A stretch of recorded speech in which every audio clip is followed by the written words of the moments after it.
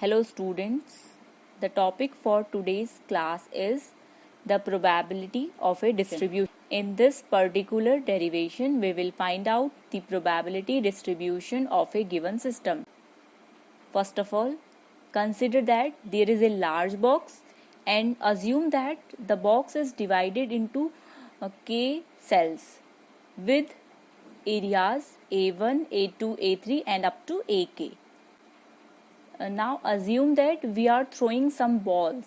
There are capital N number of balls and they are identical. Identical means they are of same color, same size, and everything is identical.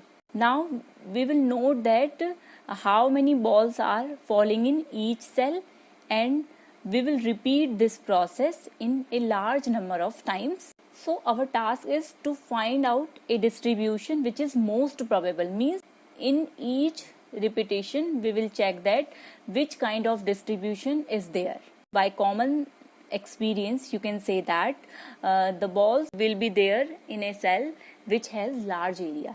It means if there is large space, then the number of balls will be large. So the most probable distribution is the distribution in which the number of balls in the cell is proportional to the size of the cell. The probability P that the ball be distributed in a certain way among the cells, it will depend on two factors.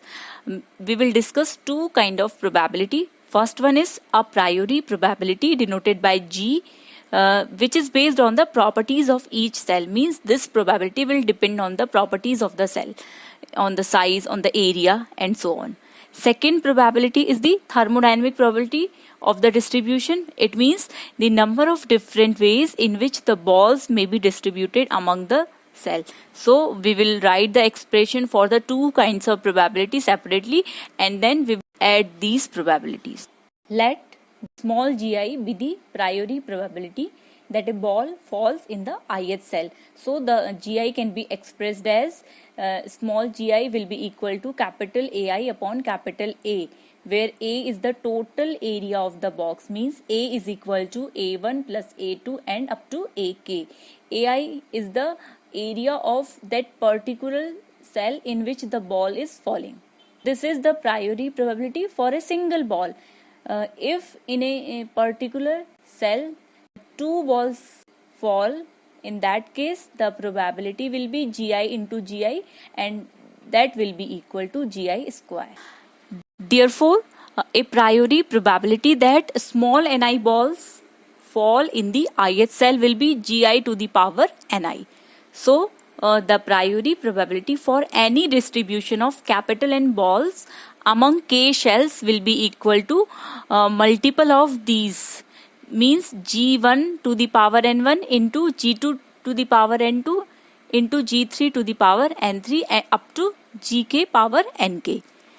And there will be some condition. Condition is that summation of ni is equal to capital N, means total number of balls falling in total distribution will be capital N. Now we will make some restrictions that the cells are of equal size. In that case the probability will be equal. So capital G will be equal to small g to the power capital N. But in general, all the distributions of ball among the cells are not equally probable. So we will use the concept of thermodynamic probability. So we assume that suppose n1 balls fall in first cell, n2 balls in second cell and so on. So we will find out number of ways in which small n1 balls out of capital N balls can fall into first cell. Then we can find out NCN1 and that will be equal to n factorial upon small n1 factorial within bracket capital N minus n1 factorial. Similarly, number of ways in which n2 balls out of n minus n1 balls can fall in second cell, we will find out the expression, and in the same way we can find out the total number of ways given by the expression of capital W. This is the final expression. Both the probabilities are independent of each other, so the total probability P of the distribution will be the multiplication of these two probabilities, means capital P total probability will be given by the equation 1. So this is the final expression for the probability distribution of a given function. Now we will find out that what is the probability of the most probable distribution. For that, we will take the natural log of equation 1 and then differentiate this with respect to small ni and put it equal to 0. Now here you have to use Stirling's approximation. In the previous PDF I have given you the derivation of this Stirling's approximation. It is expressed as log of capital N factorial will be equal to capital N log n minus n.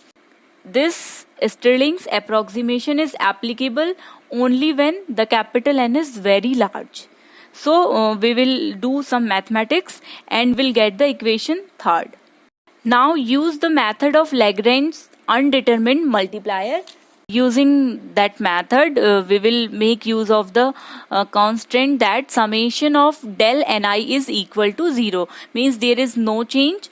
So we will multiply this equation with a undetermined multiplier which is alpha, which does not depend upon any of the ni's. So if we multiply alpha and del ni, there will be no effect, and then we will add this term to the equation 3 and then we will do some simplifications. We will achieve the expression 4th.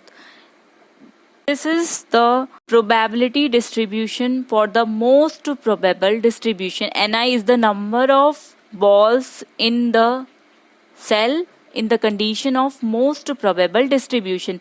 Now the task is how to find out the value of alpha.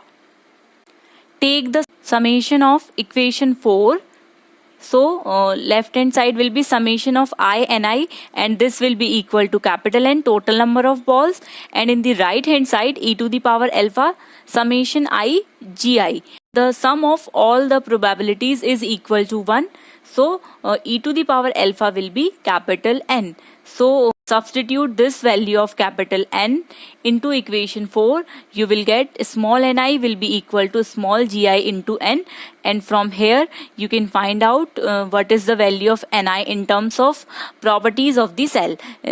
Substitute the value of gi, and gi is equal to capital AI upon capital A, and you will achieve the equation 5.